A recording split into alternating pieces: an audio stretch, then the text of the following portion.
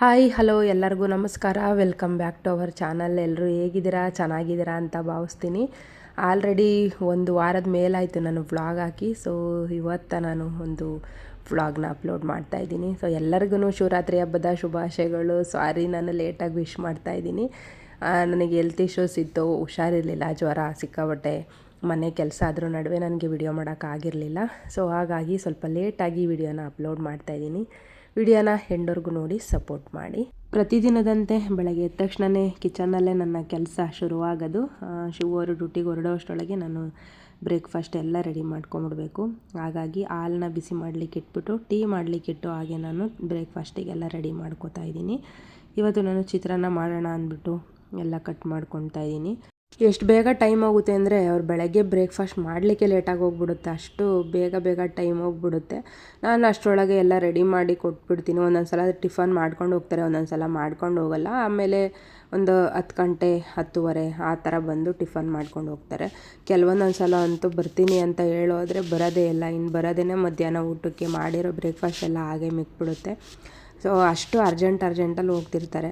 ಯಾಕಂದರೆ ಅವರು ಸಡನ್ನಾಗಿ ಎದ್ದು ರೆಡಿ ಆಗಿಬಿಟ್ಟು ಅವಾಗೇ ಓಡ್ಬಿಡ್ತಾರೆ ಅವರು. ಒಂದು 1/2 ಅವರ್ ಇದ್ದಂಗೆ ಎದ್ದು ರೆಡಿಯಾಗಿ ಒಂದು ಸ್ವಲ್ಪ ಹೊತ್ತು ಕೂತ್ಕೊಂಡು ಆಮೇಲೆ ನಿಧಾನಕ್ಕೆ ಹೋದರೆ ಏನು ಅನಿಸಲ್ಲ. ಸೊ ಲೇಟಾಗಿ ಎದ್ದೇಳ್ತಾರಲ್ಲ, ಹಾಗಾಗಿ ನೈಟ್ ಡ್ಯೂಟಿ ಎಲ್ಲ ಇದ್ದಾಗ ಲೇಟಾಗಿ ಎದ್ದೇಳ್ತಾರಲ್ಲ, ಹಾಗಾಗಿ ಬ್ರೇಕ್ಫಾಸ್ಟಿಂದ ಏನು ಅಷ್ಟು ಅವರು ಟೆನ್ಷನ್ನೇ ಮಾಡ್ಕೊಳಲ್ಲ. ಆಗಿತ್ತು ಟೈಮ್ ಇತ್ತು ಅಂದರೆ ತಿನ್ಕೊಂಡು ಹೋಗ್ತಾರೆ, ಇಲ್ಲಾಂದರೆ ತಿನ್ನೋದೇ ಇಲ್ಲ, ಹಾಗೆ ಹೋಗ್ಬಿಡ್ತಾರೆ. ನಾನೇನಾದರೂ ಒಂದು ಸ್ವಲ್ಪ ಪ್ಲೇಟಲ್ಲಿ ಹಾಕ್ಕೊಂಡು ತಿನ್ನಿಸಿದ್ರೆ ಅಷ್ಟೇ. ಶೂ ಎಲ್ಲ ಹಾಕೊಳ್ಳೋ ಅಷ್ಟೊತ್ತಿಗೆ 1-2 ತುತ್ತು ತಿಂತಾರೆ, ಇಲ್ಲಾಂದ್ರೆ ಅದನ್ನು ತಿನ್ನಲ್ಲ. ಕೆಲವೊಂದೊಂದು ದಿನ ನಾನು ಕೂಡ ಲೇಟಾಗಿದ್ದರೆ ಬ್ರೇಕ್ಫಾಸ್ಟಿಗೆ ಬರೋದೇ ಇಲ್ಲ ಅವರು. ಕೆಲವೊಂದೊಂದು ಸಲ ಬರ್ತಾರೆ, ಕೆಲವೊಂದೊಂದು ಸಲ ಬರಲ್ಲ.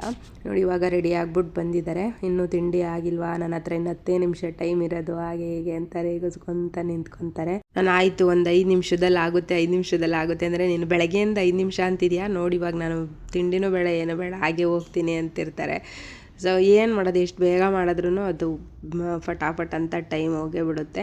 ನಾನೊಂದು 5 ನಿಮಿಷದಲ್ಲಿ ಮಾಡ್ತೀನಿ ಅಂದರೆ ಗುಡ್ ಮಗಳೇ ಅಂತ ಹೇಳ್ಬಿಟ್ಟು ಬೆನ್ನು ತಟ್ತಾ ಇರ್ತಾರೆ. ಒಂದು ಸ್ವಲ್ಪ ತರಲೆ, ನಾನು ವಿಡಿಯೋ ಆನಲ್ಲಿ ಇಟ್ಟಿದ್ದೀನಿ, ನೀವು ತರಲೆ ಮಾಡೋಕ್ಕೆ ಹೋಗ್ಬೇಡ್ರಿ ಅಂದರೆ ವಿಡಿಯೋ ಆನಲ್ಲಿ ಇದೆಯಾ, ಹಾಗಿದ್ರೆ ಅವ್ರಿಗೆ ಹೇಳ್ತೀನಿ ತಡಿ ಅಂತ ಹೇಳ್ಬಿಟ್ಟು ರೇಗಿಸ್ತಾಯಿದ್ರು. ನೋಡ್ತಾ ಇರ್ಬೋದು ನೀವು ಅವ್ರು ಹೆಂಗೆ ರೇಗಿಸ್ತಾರೆ ಅಂತ ಹೇಳ್ಬಿಟ್ಟು. ಸೊ ನಾನು ಕೂಡ ಅವರಿಗೆ ಬ್ರೇಕ್ಫಾಸ್ಟ್ ಮಾಡಿ ಕಳಿಸ್ದೆ. ಅವರು ಬ್ರೇಕ್ಫಾಸ್ಟ್ ತಿಂದು ಹೋದರು. ನಾನು ಅದ್ರ ಮೇಲೇ ಕೂಡ ಬೇಗ ಕೂತ್ಕೊಂಡಲೇ ಮಧ್ಯಾಹ್ನದ ಅಡುಗೆಗೆಲ್ಲ ರೆಡಿ ಮಾಡ್ಕೊಳ್ಳೋಣ ಅಂದ್ಬಿಟ್ಟು ಇವತ್ತು ಟೊಮೊಟೊ ಸಾಂಬಾರು ಹಾಗೆ ರೈಸಿಗೆ ಇಟ್ಕೊಂಡಿದ್ದೀನಿ. ಅದನ್ನು ಕೂಡ ಮಾಡಿ ಮುಗಿಸ್ಬಿಟ್ರೆ ಒಂದು ನೆಮ್ಮದಿ ನನಗೆ. ಆಮೇಲೆ ಸ್ವಲ್ಪ ಹೊತ್ತು ಅಂಗಡಿ ಹತ್ರ ಹೋಗ್ಬೋದು ಅಂತ, ಯಾಕಂದರೆ ಬೆಳಗ್ಗೆಯಿಂದ ನಾನು ಒಬ್ಬನೇ ಕೂತಿರ್ತಾನೆ. ಇನ್ನು ಅವನು ಕೂಡ ಊರಿಗೆ ಹೋಗ್ತಾನೆ, ನಾನು ಒಬ್ಬಳೇ ಮಾಡ್ಕೋಬೇಕೆಲ್ಲ, ಅದನ್ನು ಏನು ಮಾಡೋಂಗಿಲ್ಲ. ನಾನು ಅಡುಗೆ ಎಲ್ಲ ಮಾಡಿ ಮುಗಿಸಾದ್ಮೇಲೆ ಕೆಲಸ ಎಲ್ಲ ಮುಗಿಸಿ ಬ್ರೇಕ್ಫಾಸ್ಟಿಗೆ ಕೂತ್ಕೊಂಡೆ. ಟೈಮ್ ಆಲ್ರೆಡಿ 11:30 ಆಗಿತ್ತು. ತಿಂಡಿ ತಿಂದ್ಬಿಟ್ಟು ಹಾಗೆ ಅಂಗಡಿ ಹತ್ರ ಹೋದೆ. ಅಷ್ಟರೊಳಗೆ ನಾನು ಗರ್ ಸೋಪ್ನ ಬುಕ್ ಮಾಡ್ಕೊಂಡಿದ್ದೆ. ಯಾಕೋ ಫೇಸ್ ಎಲ್ಲ ಟ್ಯಾನ್ ಆಗಿಬಿಟ್ಟಿತ್ತು, ಯಾಕಂದರೆ ಬಿಸಿಲಲ್ಲಿ ತುಂಬ ಓಡಾಡ್ತೀನಿ, ತುಂಬ ಹೊತ್ತು ಬಿಸಿಲಲ್ಲೇ ಕೂತ್ಕೋತೀನಿ. ಹಾಗಾಗಿ ತುಂಬ ಇನ್ಸ್ಟಾಗ್ರಾಮಲ್ಲಿ ಟ್ರೆಂಡಿಂಗ್ ಇತ್ತು, ನೋಡೋಣ ಟ್ಯಾನ್ ರಿಮೂವ್ ಆಗುತ್ತೇನೋ, ಸುಮ್ಮನೆ ಪಾರ್ಲರಲ್ಲಿ ಹೋಗಿ 1,000 1,500 ಕೊಡೋದಕ್ಕಿಂತ ನೋಡೋಣ ಇದೇ ಹೆಲ್ಪ್ ಆಗ್ಬೋದು ಅಂತ ತರಿಸ್ಕೊಂಡೆ. ನಾನು ರಿಸಲ್ಟ್ ಹೇಗಿರುತ್ತೆ ಅಂತ ಅಂದ್ಬಿಟ್ಟು ಯೂಸ್ ಮಾಡಿ ನೆಕ್ಸ್ಟ್ ವಿಡಿಯೋದಲ್ಲಿ ನಾನು ಹೇಳ್ತೀನಿ. ಸೊ ಆಲ್ರೆಡಿ ನಾನು ಇವಾಗ ಒಂದು 2-3 ಡೇಸಿಂದ ಯೂಸ್ ಮಾಡ್ತಿದ್ದೀನಿ. ಸ್ವಲ್ಪ ನನಗೆ ಡ್ರೈನೆಸ್ ಅನ್ನಿಸ್ತಾಯಿದೆ, ಅಂದರೆ ಸ್ನಾನ ಮಾಡಿ ಆದಮೇಲೆ ಸ್ಕಿನ್ನೆಲ್ಲ ಒಂಥರ ಡ್ರೈ ಆಗೋ ಥರ ಅನ್ನಿಸ್ತಾ ಇದೆ. ಸೊ ನನಗಿನ್ನೂ ಏನು ರಿಸಲ್ಟ್ ಅಷ್ಟು ಗೊತ್ತಾಗಿಲ್ಲ. 7 ಡೇಸ್ ಯೂಸ್ ಮಾಡಬೇಕಂತ ಹೇಳಿದ್ದಾರೆ. ಸ್ವಲ್ಪನಾದ್ರೂ ಟ್ಯಾನ್ ರಿಮೂವ್ ಆದರೆ ನಾನು ಖಂಡಿತ ನಿಮ್ಗಳಿಗೆ ರಿವ್ಯೂ ಕೊಡ್ತೀನಿ. ನೋಡಿ ಈ ಥರ ಬಿಸಿಲಲ್ಲೇ ಕೂತಿರ್ತೀನಲ್ವ ಸುಮಾರು ಹೊತ್ತು, ಸೊ ಹಾಗಾಗಿ ಫೇಸ್ ಟ್ಯಾನ್ ಆಗುತ್ತೆ. ಅಷ್ಟೊಂದೇನು ತಲೆ ಕೆಡಿಸ್ಕೊಳ್ಳಲ್ಲ ನಾನು, ಕಪ್ಪು ಬಿಳಿ ಅಂತೆಲ್ಲ. ತಂಗಿ ಮದುವೆ ಬೇರೆ ಇದೆಯಲ್ಲ, ಸ್ವಲ್ಪನಾದ್ರೂ ಒಂಚೂರು ಚೆನ್ನಾಗಿ ಕಾಣೋಣ ಅಂತ. ತುಂಬ ವರ್ಷದ ಕನಸು ತಂಗಿ ಮದುವೆದು. ಸೊ ಹಾಗಾಗಿ ಅಷ್ಟೇ. ಸೊ ನೋಡ್ತಾ ಇರ್ಬೋದು, ನಾನು ಅಂಗಡಿ ಹತ್ರ ಬಂದೆ. ಹಲಸಿನ ಮರ ಚಿಕ್ಕದು ಹಲಸಿನಕಾಯಿ ಎಲ್ಲ ಬಿಟ್ಟಿದೆ. ಇಷ್ಟು ಚಿಕ್ಕ ಹಲಸಿನಕಾಯಿನೂ ಕೂಡ ಬಿಡಲ್ಲ, ಕಿತ್ಕೊಂಡು ಹೋಗ್ತಾರೆ. ಅದೇನಕ್ಕೆ ಅದನ್ನು ಕಿತ್ಕೊಂಡು ಹೋಗ್ತಾರೋ ಗೊತ್ತಿಲ್ಲ. ಪಲ್ಯ ಮಾಡೋಕ್ಕಾದ್ರೂ ಕೂಡ ಅಟ್ಲೀಸ್ಟ್ ಒಂದು ಸ್ವಲ್ಪನಾದರೂ ದಪ್ಪ ಆಗಿರಬೇಕು. ಒಂದೇ ಒಂದು ಚಿಕ್ಕದೊಂದು ನಾವು ಈಚ್ ಅಂತ ಹೇಳ್ತೀವಿ, ಅದನ್ನು ಕೂಡ ಬಿಡಲ್ಲ ಅವರು. ಸಣ್ಣದು ಕಾಯಿ ಇರುತ್ತಲ್ಲ ಅದನ್ನು ಬಿಡಲ್ಲ, ಆ ಥರ ಕಿತ್ಕೊಂಡು ಹೋಗ್ತಾರೆ. ಸೊ ಇದೆಲ್ಲ ಕೋಟ್ರಸ್ಗಳ ರೆಡಿ ಮಾಡಿಕೊಟ್ರೆ ಎಷ್ಟು ಚೆನ್ನಾಗಿರುತ್ತೆ, ರೆಡಿ ಮಾಡಿಕೊಡಲ್ಲ. ಸೊ ನೆಕ್ಸ್ಟು ನಾನು ಸಂಜೆಯಿಂದ ಇದೇ ವಿಡಿಯೋನ ಕಂಟಿನ್ಯೂ ಮಾಡಿಕೊಂಡೆ. ಸ್ವಲ್ಪ ಹಣ್ಣುಗಳೆಲ್ಲ ಖಾಲಿಯಾಗಿತ್ತು. ಶಿವರು ಕೂಡ ಡ್ಯೂಟಿಯಿಂದ ಬಂದರು. ಫ್ರೆಶ್ ಅಪ್ ಎಲ್ಲ ಆಗಿ ಅವರು ಸ್ವಲ್ಪ ಸುಧಾರಿಸ್ಕೊಂಡು ಆದಮೇಲೆ ನಾವು ಹಣ್ಣುಗಳು ತರೋಕ್ಕೆ ಅಂತ ಬಂದ್ವಿ. ಇಲ್ಲಿ ಸ್ವಲ್ಪ ಸಂಜೆ ಆದಮೇಲೆ ಟ್ರಾಫಿಕ್ ಜಾಸ್ತಿ, ಅಂದರೆ ತುಂಬ ಇರಲ್ಲ, ಮಾಮೂಲಿ ಟ್ರಾಫಿಕ್ ಇದ್ದೇ ಇರುತ್ತೆ. ಯಾಕಂದರೆ ಎಲ್ಲ ಮನೆಗೆ ಹೋಗೋರು ಇರ್ತಾರಲ್ಲ, ಟ್ರಾಫಿಕ್ ಇದ್ದೇ ಇರುತ್ತೆ. ಸೊ ಅವ್ರು ಹೇಳ್ತಿರ್ತಾರೆ ನೀನೆಲ್ಲ ಜಾಗ ನೋಡ್ಕೋಬೇಕು, ಪ್ರತಿದಿನ ನಾನೇ ಕೊಡ್ಸೋಕ್ಕೆ ಬರಲ್ಲ, ಹಂಗೆ ಹಿಂಗೆ ಅಂತಿರ್ತಾರೆ. ಸೊ ಆದರೆ ನನಗೆ ಅಷ್ಟು ಲ್ಯಾಂಗ್ವೇಜ್ ಬರಲ್ಲ ಅಲ್ವ, ಸ್ವಲ್ಪ ಸ್ವಲ್ಪ ಬರುತ್ತೆ. ಅದಕ್ಕೋಸ್ಕರ ನಾನು ಅವ್ರನ್ನೇ ಕರ್ಕೊಂಡು ಹೋಗ್ತೀನಿ. ಮತ್ತು ತುಂಬ ದೂರ ಬೇರೆ ಹೋಗಬೇಕು. ಒಂದು ಹತ್ರ ಪ್ರೈಸ್ ಜಾಸ್ತಿ ಆಯಿತು ಅಂದರೆ ಇನ್ನೊಂದು ಹತ್ರನಾದ್ರೂ ಹೋಗ್ತಾ ಇರ್ಬೋದು ಗಂಡು ಮಕ್ಳ ಜೊತೆಲಿ ಹೋದರೆ. ಸೊ ಹೆಣ್ಮಕ್ಳು ಒಬ್ಬರೇ ಹೋದರೆ ಆ ಥರ ತರೋಕ್ಕಾಗಲ್ಲ. ಯಾಕಂದರೆ ಕರ್ನಾಟಕ ಆದರೆ ಎಲ್ಲಾದ್ರೂ ಸುತ್ತಾಡ್ಕೊಂಡು ಅಂದ್ಬಿಡ್ಬೋದು. ಇದು ಬೇರೆ ರಾಜ್ಯ ಆಗಿರೋದ್ರಿಂದ ಸ್ವಲ್ಪ ಕಷ್ಟ ಅಂತ ಅನಿಸುತ್ತೆ. ನಾವಿವತ್ತು ರಿಲಯನ್ಸಿಗೆ ಹೋದ್ವಿ, ನೋಡೋಣ ಆಫರ್ ಇರುತ್ತಾ ಅಂತ. ಸ್ವಲ್ಪ ಹಣ್ಣುಗಳು ಪ್ರೈಸು ಕೆಲವೊಂದೊಂದು ಸ್ವಲ್ಪ ಕಡಿಮೆ ಇತ್ತು. ಪೈನಾಪಲ್ಲೆಲ್ಲ ಇಲ್ಲಿ ಪೈನಾಪಲ್ಲು ಒಂದಕ್ಕೆ 70 ರೂಪಾಯಿ 80 ರೂಪಾಯಿ ತೊಗೊತಾರೆ. ಸೊ ಹಾಗಾಗಿ ನೋಡೋಣ, ಇಲ್ಲ 59 ರೂಪಾಯಿ ಇದೆ, ತಗೊಂಡು ಹೋಗೋಣ ಅದೊಂದು ಎರಡಾದ್ರೂ ಅಂತ ನೋಡ್ತಾ ಇದ್ವಿ. ಅದಾದಮೇಲೆ ಸಂತೆ ಹತ್ರ ನೋಡಿದ್ವಿ ಏನಾದರೂ ಕಡಿಮೆ ಇರುತ್ತಾ ಅಂತ. ಅಲ್ಲೂ ಏನೇನು ಬೇಕು ಎಲ್ಲ ತಗೊಂಡ್ವಿ. ಸ್ವಲ್ಪ ಪೂಜೆಗೆ ಹೂವು ಬೇಕಿತ್ತು, ಪೂಜೆಗೆಲ್ಲ ಹೂವು ತಗೊಂಡೆ. ಈ ಥರ ಇರುತ್ತೆ ಇಲ್ಲಿ ಸಂತೆ. ಅಂದರೆ ನಮ್ಮನೆ ಹತ್ರ ನಡೆಯೋ ಥರ ದೊಡ್ಡದಾಗೇನು ನಡೆಯಲ್ಲ, ಸ್ವಲ್ಪ ಚಿಕ್ಕದಾಗಿ ನಡೆಯುತ್ತೆ.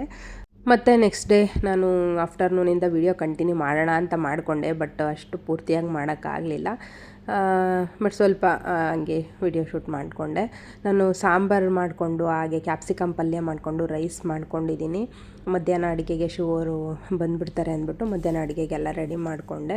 ಸೊ ಇತ್ತೀಚೆಗೆ ನಾನು ಸ್ವಲ್ಪ ವೆರೈಟಿ ಅಡುಗೆ ಮಾಡೋದೆಲ್ಲ ಕಡಿಮೆ ಮಾಡಿಬಿಟ್ಟಿದ್ದೀನಿ. ಯಾಕೆಂದರೆ ಅಂಗಡಿ ಅಲ್ಲಿ ಓಡಾಡೋದು, ಇಲ್ಲಿ ಮನೆ ಕೆಲಸ ತುಂಬ ಇದಾಗ್ಬಿಡುತ್ತೆ. ಪಾತ್ರೆಗಳು ಕೂಡ ಎಲ್ಲ ತೊಳೆದಿಕ್ಕಿದ್ದೀನಿ. ಇಷ್ಟು ಪಾತ್ರೆಗಳಿದೆ ನೋಡ್ತಾ ಇರ್ಬೋದು. ಒಂದು ದಿನಕ್ಕೆ ನಾನು ಸುಮಾರು ಒಂದು 5 ರಿಂದ 6 ಸಲ ನೋಡ್ತಾ ಇರ್ಬೋದು ನನ್ನ ಕೈ ಯಾವ ಥರ ಲೈನ್ ಬಂದಿದೆ ಅಂತ. ಅಷ್ಟು ಪಾತ್ರೆ ತೊಳಿತೀನಿ. ಯಾಕಂದರೆ ಹಣ್ಣು ಕಟ್ ಮಾಡಿರೋದೆಲ್ಲ ಪ್ಲೇಟ್ಗಳು ತೊಳಿಬೇಕು, ಹಣ್ಣು ಕಟ್ ಮಾಡಿರೋ ಬೋರ್ಡ್ಗಳೆಲ್ಲ ತೊಳೆದಿಡಬೇಕು. ನೆಲ ಮತ್ತೇನಾದರೂ ಒರೆಸಿದ್ರೆ ಮತ್ತೆ ಹಣ್ಣು ಕಟ್ ಮಾಡಾದ್ಮೇಲೆ ನೆಲ ಎಲ್ಲ ಒರೆಸ್ಬೇಕು. ಸಖತ್ತು ಕೆಲಸ ಇರುತ್ತೆ. ಸೊ ಏನು ಮಾಡೋಂಗಿಲ್ಲ, ಮಾಡಲೇಬೇಕು. ಅದು ನಾನೇ ಆಯ್ಕೆ ಮಾಡ್ಕೊಂಡಿರೋದು. ಅಷ್ಟರೊಳಗೆ ಹರ್ಷ ನೀರು ತಂದುಕೊಡಿ ಅಂತ ಕೇಳಿದೆ, ಹಾಗೆ ಅವನಿಗೆ ನೀರು ತೊಗೊಂಡು ಹೋಗ್ತಿದ್ದೆ. ಅಡುಗೆ ಕೆಲಸ ಎಲ್ಲ ಮುಗೀತು. ಇನ್ನು ಬಟ್ಟೆಗಳೆಲ್ಲ ಫೋಲ್ಡ್ ಮಾಡಿ ಇಟ್ಟಿದ್ದೀನಿ, ಅವನ್ನೆಲ್ಲ ಅದನ್ನು ಬೀರುಗೆ ಎತ್ತಿಡಬೇಕು. ನಮ್ಮದು ರೂಮಲ್ಲಿ ಅಷ್ಟು ಬೆಳಕು ಬರಲ್ಲ, ಯಾಕಂದರೆ ವಿಂಡೋಸ್ ಯಾವುದು ಇಲ್ಲೆಲ್ಲ ಕವರ್ ಆಗೋಗ್ಬಿಟ್ಟಿದೆ. ಏನಾದರೂ ನಾವು ಸ್ನಾನದ ಮನೆದು ವಿಂಡೋಸ್ ತೆಗೆದ್ರೆ ಸ್ವಲ್ಪ ಬೆಳಕು ಬರುತ್ತೆ ಅಷ್ಟೇ. ನೋಡಿ ಈ ಥರ ಇಷ್ಟು ಬೆಳಕು ಬರುತ್ತೆ. ಅದನ್ನು ಬಿಟ್ಟರೆ ಇನ್ನು ಬೆಳಕು ಬರಲ್ಲ. ಹಾಗಾಗಿ ನಾವು ಲೈಟ್ ಆನ್ ಮಾಡಿಕೊಂಡೇ ಓಡಾಡಬೇಕಾಗುತ್ತೆ. ಇನ್ನು ಟೇಬಲ್ನೆಲ್ಲ ನೋಡ್ತಾ ಇರ್ಬೋದು. ಓದ್ಕೊಳ್ತಾ ಇರೋದನ್ನೆಲ್ಲ ನಾನು ಬುಕ್ಸ್ ಎಲ್ಲ ಓದ್ತಾ ಇರ್ತೀನಿ ಅಂದ್ಬಿಟ್ಟು, ಮತ್ತು ಇದು ಹಣ್ಣಿನ ವ್ಯಾಪಾರದೆಲ್ಲ ಬರೆದಿಡ್ತಾ ಇರ್ತೀನಿ. ಎಷ್ಟಾಗುತ್ತೆ, ಎಷ್ಟು ಹಣ್ಣು ತಂದ್ವಿ, ಎಷ್ಟು ಲಾಭ ಬರುತ್ತೆ ಅಥವಾ ನಷ್ಟ ಆಗುತ್ತೆ, ಇದೆಲ್ಲ ಬರೆದಿಡಬೇಕು. ಸಣ್ಣದಾಗಲಿ ಚಿಕ್ಕದಾಗಲಿ ನಾವು ಮಾಡಲೇಬೇಕು. ಸೊ ಹಾಗಾಗಿ ನನಗೆ ಅಂತ ಒಂದು ಟೇಬಲ್ಲು ಮತ್ತು ಒಂದು ಚೇರ್ ತಗೊಂಬಂದು ಕೊಟ್ಟಿದ್ದಾರೆ. ಸೊ ನಾನು ಅದನ್ನು ಸೆಟ್ ಮಾಡ್ಕೊಂಡಿದ್ದೆ, ಬಟ್ ಹೆಂಗೆ ಬೇಕು ಹಂಗೆ ಜೋಡಿಸ್ಕೊಂಡಿದ್ದೀನಿ. ಸಖತ್ತಂದರೆ ಸಖತ್ ಟಯರ್ಡ್ ಆಗುತ್ತೆ. ಏನೂ ಮಾಡೋಂಗಿಲ್ಲ, ಆದರೂ ಮಾಡ್ಕೊಂಡು ಹೋಗ್ತಾಯಿದ್ದೀನಿ. ಕೆಲವೊಂದೊಂದು ಸಲ ಯಾರು ಮನೆಗೆ ಬರ್ತಾರೆ ಅಂದರೆ ಸಡನ್ನಾಗಿ ಎಲ್ಲ ರೆಡಿ ಮಾಡ್ಕೊಂಡ್ಬಿಡ್ತೀನಿ. ಸುಮಾರು ದಿನ ಆಗೋಯ್ತು ಬುಕ್ಸ್ ಓದಿನೂ ಕೂಡ, ಒಂದು 10 ದಿನದ ಮೇಲೆ ಆಯಿತು. ಯಾಕಂದರೆ ಫ್ರೀನೇ ಸಿಗೋಲ್ಲ, ಹಾಗಾಗಿ ಸುಮ್ಮನೆ ಆಗಿಬಿಟ್ಟಿದ್ದೀನಿ. ಇನ್ನು ಟ್ರಾವೆಲ್ ಎಲ್ಲ ಮಾಡಬೇಕಾದ್ರೆ ಯಾವಾಗಾದರೂ ಒಂದೊಂದು ಬುಕ್ಸ್ ತೊಗೊಂಡೋಗಿ ಓದ್ಕೊಳ್ಳೋಣ ಅಂತ. ಇನ್ನು ಊರಿಗೆ ಹೋಗ್ತೀವಲ್ಲ, ಇವನ್ನೆಲ್ಲ ಕೆಲವೊಂದೊಂದು ಎತ್ತಿಡಬೇಕು. ಸೊ ಅದಕ್ಕೋಸ್ಕರ ಡ್ರಮ್ಮೆಲ್ಲ ತೊಳೆದು ಎತ್ತಿಟ್ಟಿದ್ದೀನಿ. ಇವಾಗ ಹರ್ಷಂಗೆ ಹೋಗಿ ನೀರು ಕೊಟ್ಟು ಬಂದರೆ ಅವನು ಸ್ವಲ್ಪ ಹೊತ್ತು ಕೂತಿರ್ತಾನೆ. ಆಮೇಲೆ ನಾನು ನನ್ನ ಕೆಲಸ ಎಲ್ಲ ಮುಗಿಸ್ಕೊಂಡು ಹೋಗ್ತೀನಿ. ಇವತ್ತು ಶಿವರು ಸ್ಕೂಟಿ ಬಿಟ್ಟು ಹೋಗಿದ್ದಾರೆ.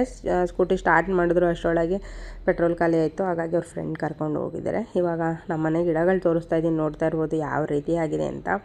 ಚೆನ್ನಾಗಿ ಬರ್ತಿತ್ತು ಗಿಡ, ಯಾಕೋ ಬೇರೆ ಪಾರ್ಟಿಗೆ ಹಾಕ್ತೆ, ನನಗೆ ಯಾಕೋ ಇಷ್ಟನೇ ಆಗಲಿಲ್ಲ. ಇನ್ನು ಮಳೆಗಾಲ ಶುರುವಾದ್ಮೇಲೆ ಹಾಕೋಣ ಅಂತ ಅಂದ್ಬಿಟ್ಟು ಇನ್ನೆಲ್ಲ ತೆಗ್ದುಬಿಡೋಣ ಅಂತ ಹಾಗೆ ಬಿಟ್ಟಿದ್ದೀನಿ. ನೀರೇ ತುಂಬಿಲ್ಲ ನಾನು. ವೀಳ್ಯದೆಲೆ ಗಿಡ ಅಂತ ಒಂದು ಸ್ವಲ್ಪ ಈಗ ಚಿಗುರು ಬರ್ತಾಯಿದೆ. ಸೊ ಅದು ಮಳೆಗಾಲ ಶುರುವಾದಮೇಲೆ ಎಲ್ಲದನ್ನು ಕ್ಲೀನ್ ಮಾಡಿಕೊಂಡು ಬೇರೆ ಬೇರೆ ಪಾರ್ಟಿಗೆ ಶಿಫ್ಟ್ ಮಾಡ್ಕೋಬೇಕು. ನೋಡಿ ನಮ್ಮ ಅಂಗಡಿಯಲ್ಲಿ ಕಾಣಿಸ್ತಾ ಇದೆ. ಎಷ್ಟು ಖುಷಿಯಾಗುತ್ತೆ ಅಂತಂದರೆ ದಿನ ಈ ಥರ ವ್ಯಾಪಾರ ಮಾಡೋಕ್ಕೆ ತುಂಬ ಅಂದರೆ ತುಂಬ ಖುಷಿಯಾಗುತ್ತೆ. ಬಟ್ ಮನೆ ತಾವು ಕೂತ್ಕೊಂಡಿದ್ರೆ ಯಾರೂ ಕೊಡಲ್ಲ.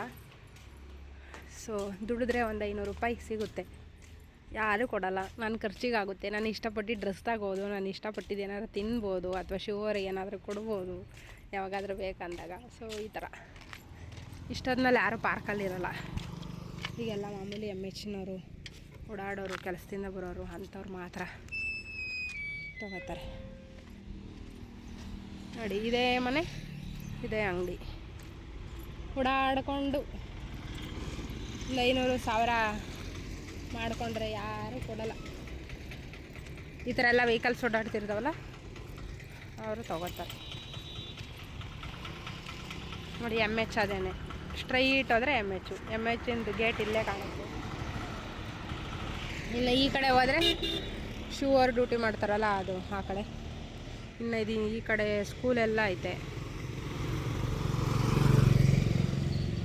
ಗಾಡಿಗಳಂತೂ ಬರ್ತಾನೇ ಇರುತ್ತೆ. ಎಷ್ಟು ಗಾಡಿ ಬರುತ್ತೆ ಅಂದರೆ ಅಷ್ಟು ಗಾಡಿ ಬರುತ್ತೆ.